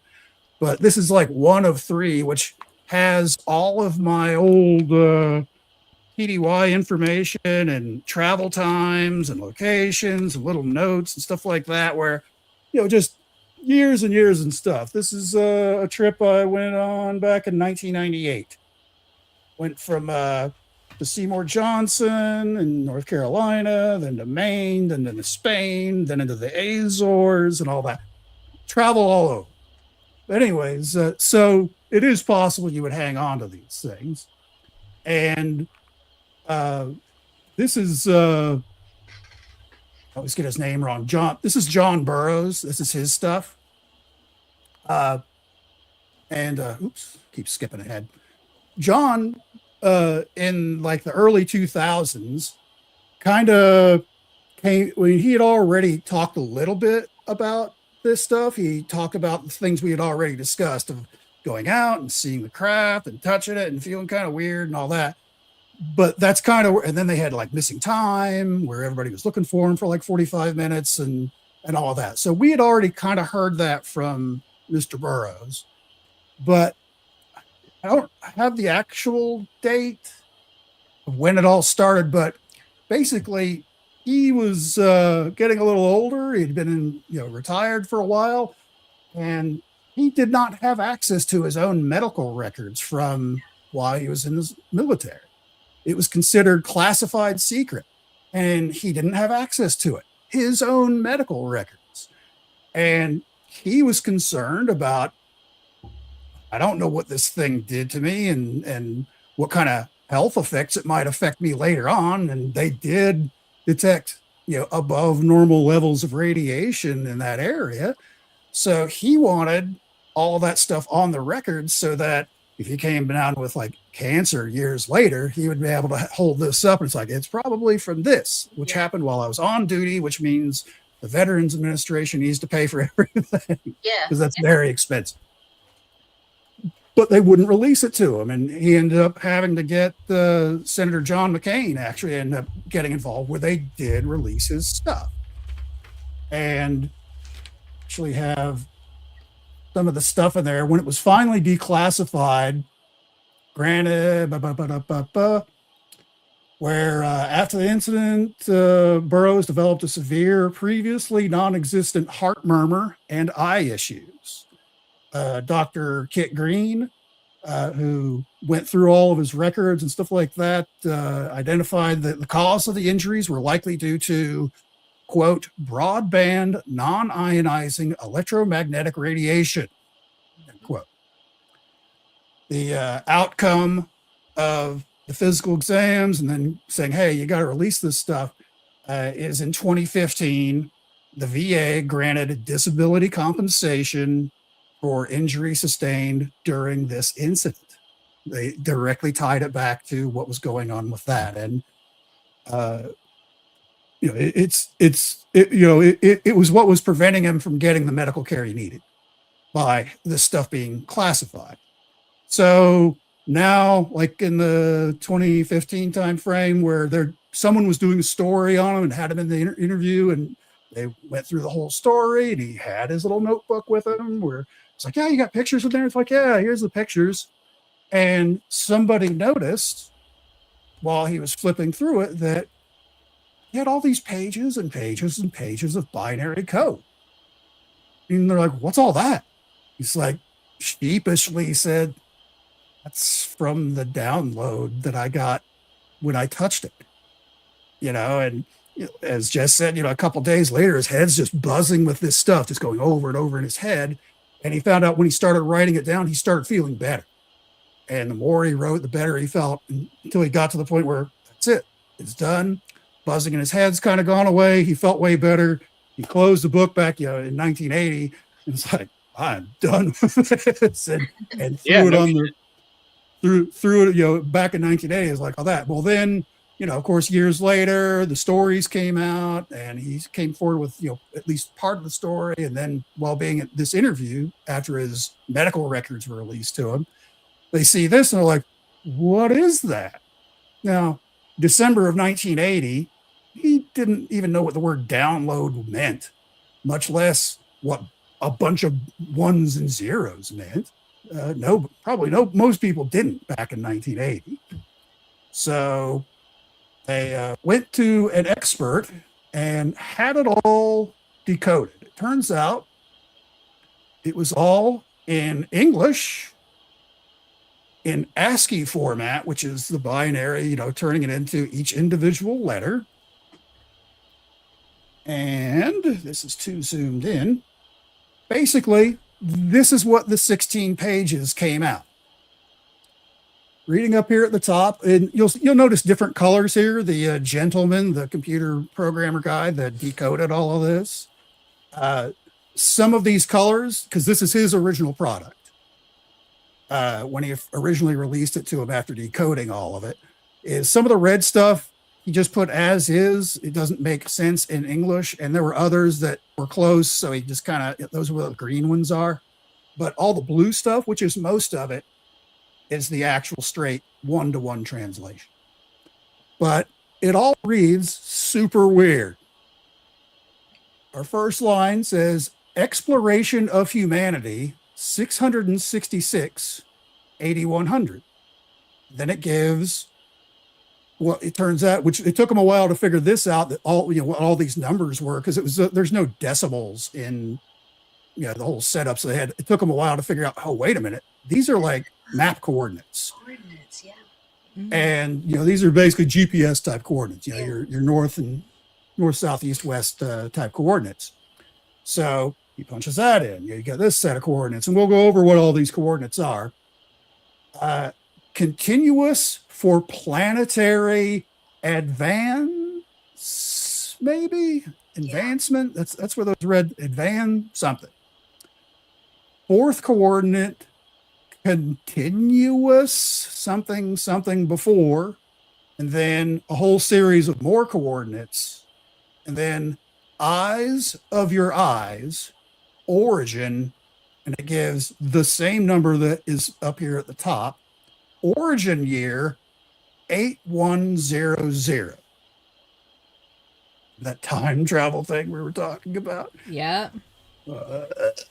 That's what it decoded as. Origin year 8100. Now, let's take a closer look at some of these coordinates. This first one in the larger group, we'll do that one first. Caracol, Belize, which is where there's a huge Mayan temples and stuff like that. They're one of the bigger cities of the ancient world in North America is there. The next one is Sedona, Arizona. The next one is right on top of the Great Pyramid of Giza in Egypt. The next one is right in the middle of the Nazca lines in Peru. The next one is the Tai Chao Ku complex mountain set in China, which is very similar to like Sedona, Arizona, where it's one of those places which for thousands of years, people have gone there to meditate and supposedly, reach a higher level of consciousness. It was actually traditional for leaders in China to make like kind of a pilgrimage there, especially if there were like war or something like that, where they needed to concentrate and think about it, would go there to these places and meditate. And beautiful place. It's actually a series of different mountains and all clustered together. One of them has like several, like 100 stone steps going up to. It's all very beautiful, very revered in there. And that last one there centers on the Temple of Apollo in Greece. Wow. Now, the one that's in here twice, up here at the very top and the very bottom, where it says origin in this place, comes to a little place out in the middle of the ocean out here, west of Ireland. Well, there's nothing out there. It's just open water.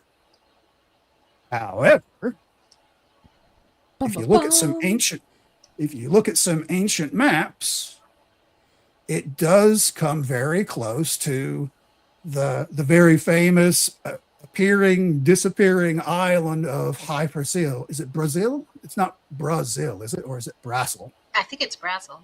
If I remember We'll say Brasil. And that's even what it's labeled at here in this one, where it's this legendary island. Like that, this particular map that shows Ireland here and then Brasil out here is from 1436. And people would going on their adventures out of the ocean. Sometimes it would be there, sometimes it wouldn't. Lots of stories and fables about High Brasil is mysterious island with wizards in it, uncloaked in a fog bank all the time, and mystical stuff going on there. Maybe it's at Atlantis. maybe is it Irish Atlantis? I don't know. But as it turns out, in this spot, very close to these actual coordinates, because one of the things about Brasil that it was described as, it was considered to be a round island with like a channel that ran right through the middle of it. So it was kind of like two halves of a circle. Mm-hmm. And as it turns out, using Google Maps here, if you zoom in, there are a couple of mountain ranges here and here that, if we look at this one a little to the north, is kind of round. It does appear to have a channel of some type or gouge or something in the middle of it. Something, yeah. Mm-hmm. And this is not very deep here. It's only a few hundred meters deep. So that would be pretty close to where Bastille would have been. And of course, going back, 12,000 years, most of this whole area around England was what was called Doggerland, which all of this stuff was above the waterline. Yep, everywhere where you see it light. You can even see the rivers down here in the that's pretty cool. The river delta. Yeah, it's pretty in depth, some of this stuff you can see here. So this being where it could be is what basically that's what's in that that explanation of what this all means. So does that mean nothing against Mr. Burroughs, but he seems like a nice man. I've watched him on many interviews, and I believe his story. This is like a second half, more recent edition. The whole, notebooks, his own version of the notebook game. It's all in binary. Takes a while to compute it all out, but it pays off. Yeah. Where apparently this is the message he got by touching that craft, that weird triangular kind of craft, that the exploration of humanity, continuous for planetary advance, fourth coordinate continuous as something before, eyes of your eyes, and then the origin of High Brazil, Brasil, and origin year 8100. Yeah. What do we think about that, panel? Well, just playing advocate, there's a lot of people that are against this. They're like, he came out with it so late. It wasn't in his notebook before. He did say in the book that he wrote that he had actually, after he wrote it, he was kind of embarrassed by it because, who even knew what that was back then. He actually took the pages out of his notebook. He said he pinned them together and put them in the drawer by his bed on his nightstand and just kind of forgot about it for a while because he was sure that if they didn't think he was nuts already, they were that was going to do him in. Right. Another thing I want to say is a lot of people say, well, there's obvious mistakes in it. If this was some higher being download, wouldn't it be perfect? Well, it was a human trying to listen to this weird code coming through his head and get it written down correctly. Those very well could be his mistakes. When was and it was in ASCII, right? Yes, in 7-bit format, which 8-bit became popular later on. But for the time, 7-bit would have been kind of normal. It was around that same year that IBM started doing everything in 8-bit, and that kind of set the standard for the industry after that. Gotcha. So for the time, that would have been the correct use of it. Interesting. So basically every go ahead. Oh, I was just going to say, I don't know if it's real or not, but I think there's so much interesting to this and ways to kind of prove that he couldn't have just faked it. I do know they looked at the rest of the notebook and it was right on par for the type of writing instrument that he was using at the time. All throughout the book, it all matched. So it wasn't as if he wrote it later on in the 90s and then shuffled it back in there. Like, I'm going to add this new... Right.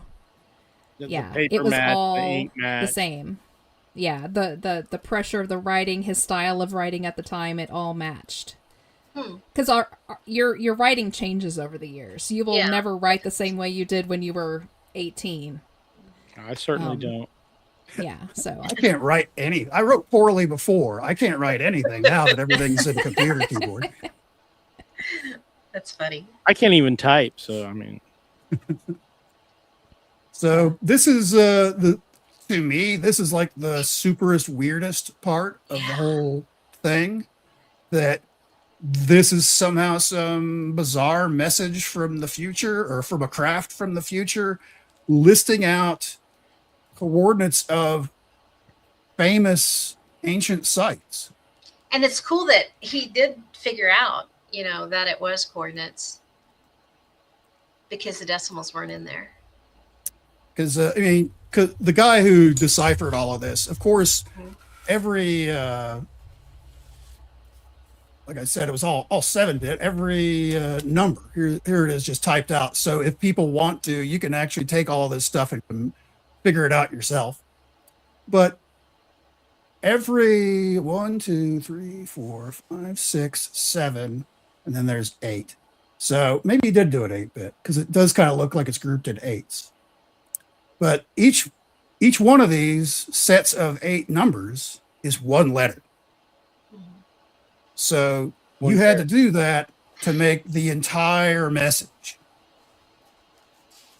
That's awfully tedious. Yeah, very tedious. Extremely. I don't know, man. That's wild. It's one of those, you kind of hope it's real because it's cool. I know. It's super strange. Yeah. But this website where all this stuff is at does have like links to practically everything that's that we've talked about here. I think I'll zoom out a little bit. But there's coordinates. Like this is one of the site in China, shows exactly where it's at. Some of the stuff that's around there. Look at this. Look at these stairs. Wow. The stairs of death. No, you get all the way to the top and slip on the banana peel. And That would be me. Yeah, that would be I Pam. wouldn't even make it to the top, buddy. But Fat each one of tourist these has heart attack on steps in China. But each one of these has a link to the Google Maps version of it, of the actual coordinates. So you can see it's spaced right around all of those buildings. And when you zoom out, where it is in China. Wow. So it's pretty slick. Whoever put all that info on the site, it's kind of got all the evidence out there for if you want to look at it yourself, you can do your own research. Ian said, I'm glad I don't have to write in binary. That would be awfully tiring, wouldn't it? Oh my gosh. Yeah, it would. Yeah, English is bad enough. All right. Well, there's the There you go. binary code. I don't think it gets any weirder. No, That's that. pretty weird. that's wild. Yeah. So to end Eyes out of your eyes. Rendlesham. There's something about that. Yeah. That eyes of your eyes. It's kind of creepy. Kind of It weirds is. me out a Very little. creepy. What does that even mean? Yeah. Eyes of your And what was it? eyes. Exploration of the human. Yeah. I can't remember what it said now. Yeah. Exploration of human something. It's crazy. It's almost like, this is the reason we're here. Continuous for planetary advance. Yeah. Exploration of humanity. 666-8100. Now 8100 matches the origin year at the very end, but I don't know what I don't know in context what 666 means to this, but Well, a lot of the times it's not meant as, like the demonic number, but it's also meant as the end of days. Is 8100 when the world ends and they've come back to like figure out how to keep it going or to change something? Or... yeah, I guess that's, what's the message here that Yeah. was imparted to this guy that, hey, there's all these ancient sites across the planet. I don't know. What the hell does creepy eyes of your eyes mean? I don't know. I don't know. But to end out, so let's end out Rendlesham because we're coming down to the end here. I'm not going to go over those 3 things that happened prior, but I will let you know they all happened in 1980 throughout that year. Each incident was pretty much like the ones we talked about. Orange, reddish, glowing balls about the size of a basketball or a beach ball, seeing them very near the east gates. The last one that happened in November, though, I thought was very interesting. This gentleman never reported it, but kind of kept in touch with his buddies who also witnessed it with him. They saw a triangle craft come out just down outside the east gate. And after it lifted off, they went out and looked and they didn't report it. They wrote down in their journals that they saw 3 deep divots in the ground, 12 feet apart. And this is where we see this. And I will also add later on back in like the 80s or not the 80s, in the early 90s, Bryant Gumbel did a special on Rendlesham. It's pretty funny. It's a Bryant Gumbel all the way. But it's the first time that they brought Colonel Holt and Pendleton together for the very first time. And they took them out to where it happened at and said, show us what you're talking about. And Holt went one way and Pendleton went the other.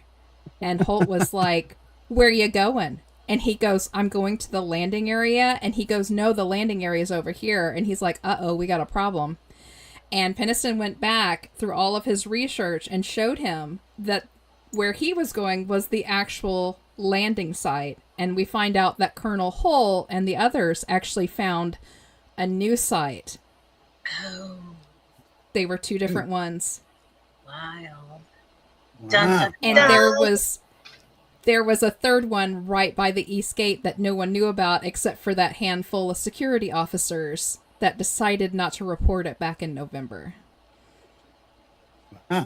Nice. Yeah. Yeah. So, And the ground was Rendlesham. frozen too at the time. It was Christmas. It was the end of the year. It was wintertime. And the divots that got left, they would have been a fairly hefty, craft. yeah. They claimed that they would have been like 7 or 8 tons worth of Yeah, weight something like to that. create those kind of divots. I don't know. Yeah. Interesting. Interesting. I'm going to take a break from reading. If you want to for- go down a huge rabbit hole, Rendlesham, it's a fantastic one. And it's held on for so long because of the type of witnesses that were involved, and there was so much information on it. Yes.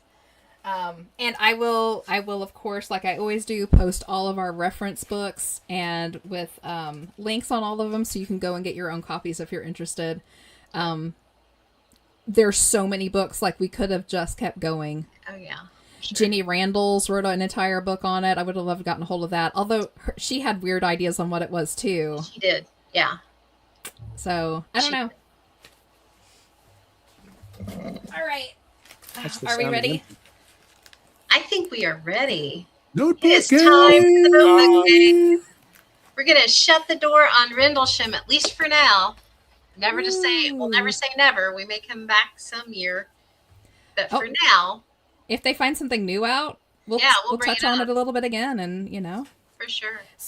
So everybody in the chats, if you're hanging out, if you don't know how the notebook game goes, I have 5 notebooks. I keep all my notes in notebooks, all old school style. Pick a notebook 1 through 5 and a page number 1 through 100, and I will read whatever's on that page. You get to see into my weird little mind. And it is So, not Julie- in binary. It is not. I would have to have like 100 notebooks for one notebook worth. Oh, Oh my Lord. goodness. More than that, probably. First one up is Julie with book No, you'd have to have 55. Okay. 8 notebooks for every notebook you have. And you have to hear what I haven't told you yet, Jess. I just Uh-oh. purchased a binding machine so we can make our own notebooks. Ooh, cool. For different reasons, but, it can Awesome. be used for that. Nice. Okay, so Julie's page is on Water Babies of Massacre Rock and Pocatello, Idaho. Yeah. So, in Idaho is a state park called Massacre State Park. It's actually on the Oregon Trail. Massacre Rocks got its name from a narrow passage through the boulder configuration where Native Americans would ambush settlers that were traveling through. That's how it got its name, Massacre Rock. Near this spot, the Snake River runs through and is the area named for the infamous water babies and their paranormal activity. Water babies are the supposed spirits of drowned children who were killed by their Native American mothers during the area's harsh drought and famine time. Another version says it happened among a group of white settlers during the 1800s. The main version tells that the babies did not drown, but were changed and grew fins and gills in order to survive in the water, or were granted these in pity from the water spirits. People have reported seeing the water babies playing in the canals and rivers in the Massacre Rocks area. Some are benevolent, and others will lure you in by crying and pull you in with them to drown you. The activity in the area reported is, of course, babies' cries, women's cries, screams, water bubbles and splashing, war cries, lights, feelings of being watched, smells of stagnant water, and shadows in the water. Ooh, Nice one. creepy. Water Yeah. babies. I'm trying to remember what show we did that. We did something with, I can't remember. It may have been for Fringe. I don't know. Can't remember. But I know we had all kinds of stuff like that that we brought up. The next one is Ginger with Notebook 1, page 19, please, and thank you. I got While you're it. bringing that up, Ian said YouTuber Simon Holland has a great catalog of videos about Rendlesham. Worth a look. That's Nice. Okay, so Ginger's is on the Wallace line. Nice. Nice. Yeah. Speaking of places Um, out in the middle of the ocean, That was you did that on Fringe, right? Yeah. That was one of the ones when I was gone, I think, or I got I think sick. so. Yeah. So I have the information on it, but I never used it. The Wallace line was discovered by Alfred Russel Wallace in 1859.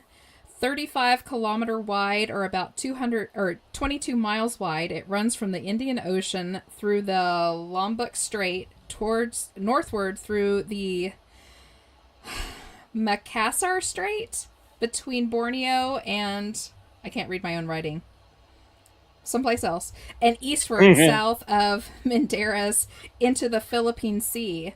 Animal life on either side are remarkably different. On the Asian side is tigers and elephants, while on the other is home to kangaroos and Komodo dragons.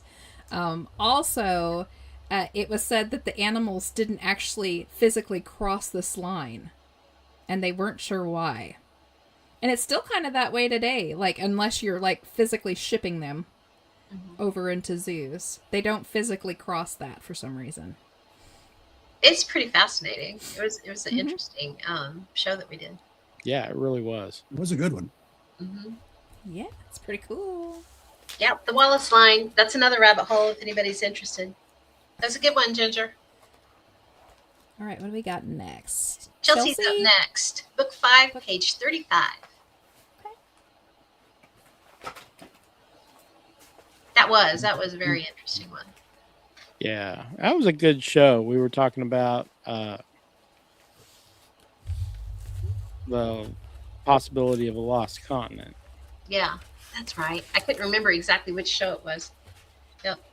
Which we've now they say that that's likely.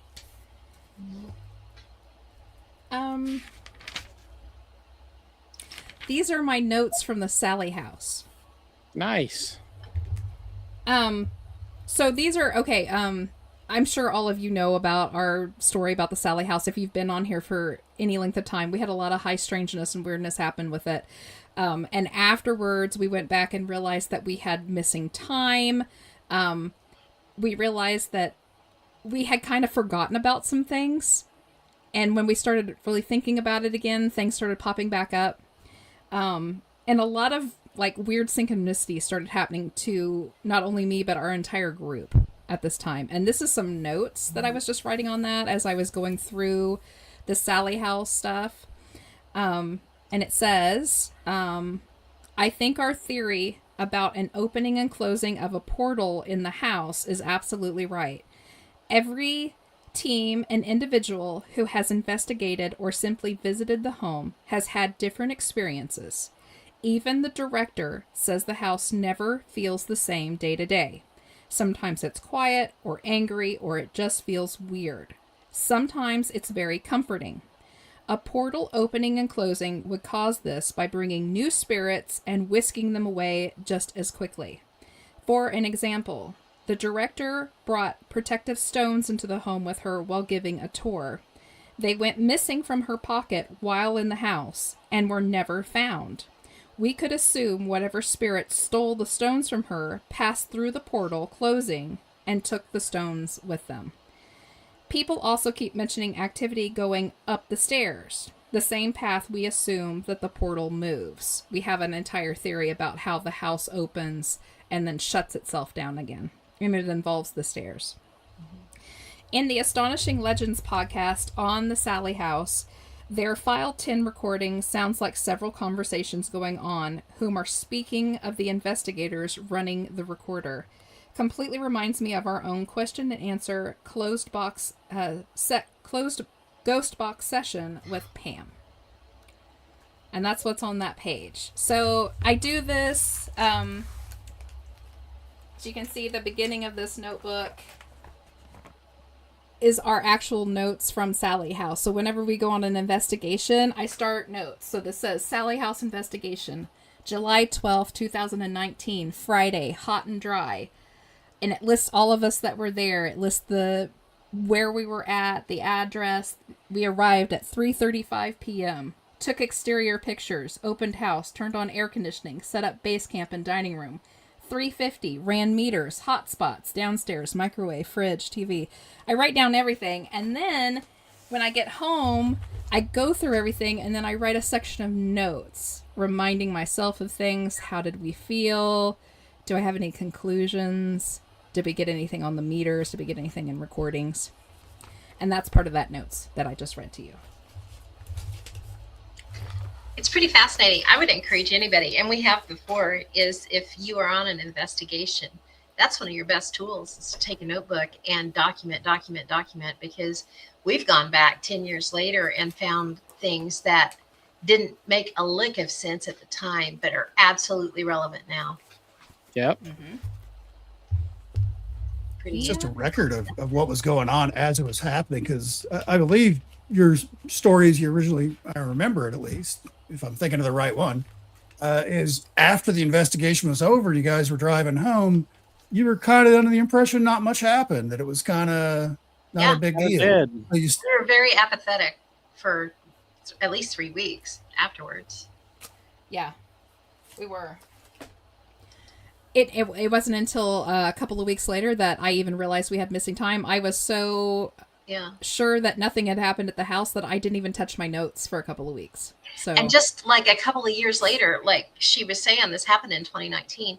Just a couple of years later, when we were doing a Case Files by Candlelight it was Halloween before last, I was going back through to pull pictures of the Sally house and had just like not even a 30-second clip of Jess holding a set of rods up, and they weren't moving. So I just turned off my camera, and I just happened to watch it this time, and there's a shadow that goes through it that never even caught at the time. Yeah. We actually ended up calling it, because we started hearing that this happens all the time at the Sally house, that people will leave thinking nothing happened, and then weeks later they'll start remembering things. Yeah. We started calling it like a paranormal dissociation.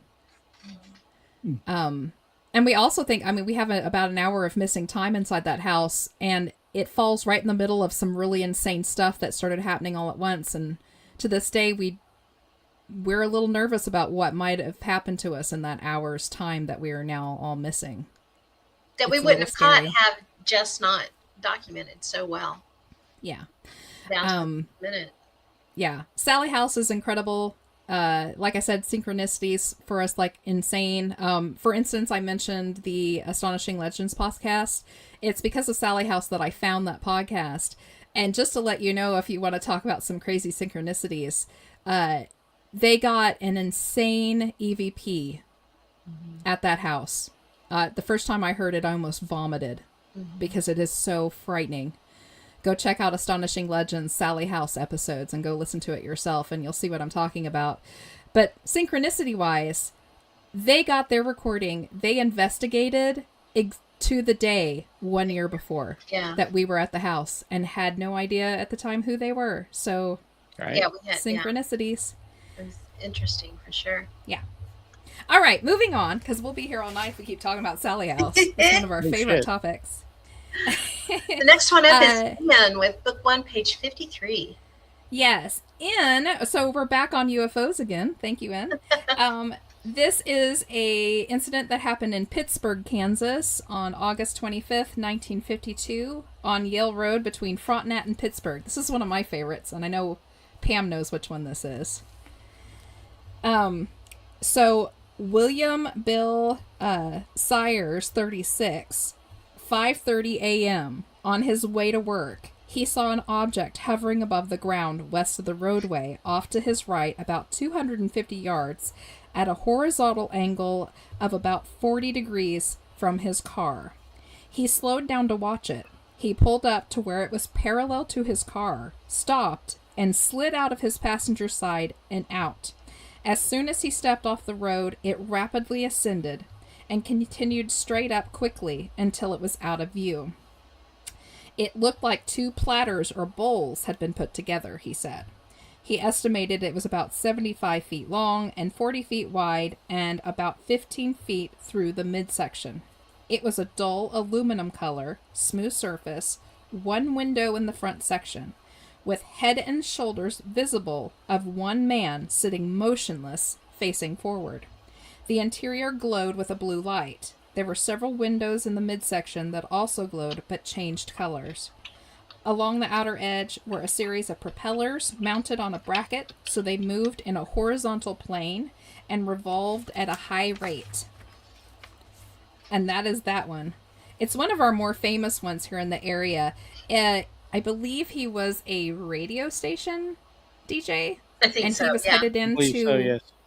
to work in the morning. And it actually happened more towards Frontenac than it did Pittsburgh. If you get up and look at a Kansas map, it's a very kind of rural area. Pittsburgh's it's not a big town. It's a decent sized town for our area, for a rural area of Kansas. Yeah, with a good college. Shows the college town. Yes. Yeah, All right. that's an interesting one. What do we got next? Is there anybody That's next? it. I think that might have been it. We're all Let me go back and done. make sure. Ian was the last one on there, yeah. All right. Kind of right on time. Perfect. Okay. Bad. Awesome. All right. Well, let's finish this out then. Thank you everybody for hanging out for the second part of Rendlesham. I hope you enjoyed it as much as we did. Yeah. It's always good to dig into a really good story that's got a lot of Meaty one. information in it. Yeah. With a lot of theories. Yes. With lots of fun theories. All right. So thank you to the guys for hanging out with us tonight. Mark and Enzo, thank you You so are much for very bringing welcome. your expertise For having me. to us. For sure. It's always a good time. Yeah. Really quick, if you're up in the live chats right now, either on YouTube or Facebook, take a second to hit all those buttons and subscribe and bells and all the fun things. Of course, check in with us and with your favorite stories and stuff like that. Check out our back catalog. If you're hanging out, listening to us on your favorite podcast provider, take a second and give us some stars. Meet us again here in 2 weeks. It'll be March 25th, I believe, at 7 p.m. We're going to do the history of ghost photography. Oh, Fun. Yeah. Yeah. Nice. It's going to be super fun. In fact, if you at home have a ghost photo of your own, or maybe a favorite one that you have, send it in to us and we'll include it in with our lineup. Absolutely. We're going to do a little bit of the history of ghost photography, and then we're just going to start bringing you some fantastic photos and some of the stories behind them and just see what pops out. Should be fun and spooky. Nice. Yes, for sure. Yeah. no cheating, sending AI stuff either. Yes, no AI. In fact, we might have to do a little section on that, like how to tell what is AI and what's not. Because there's Sometimes ways to it's pretty tell. hard. It is. It is. But Yeah. sometimes you can like screenshot that and Google it, and it'll show you all of the other AI versions of it. Yeah. That's very true. Yeah. But anyway, okay, we're going to let everybody go for the night. Have a fabulous evening. Keep it weird, keep it strange, and remember, it's all connected. And good night. Good night, Good night, everybody. all.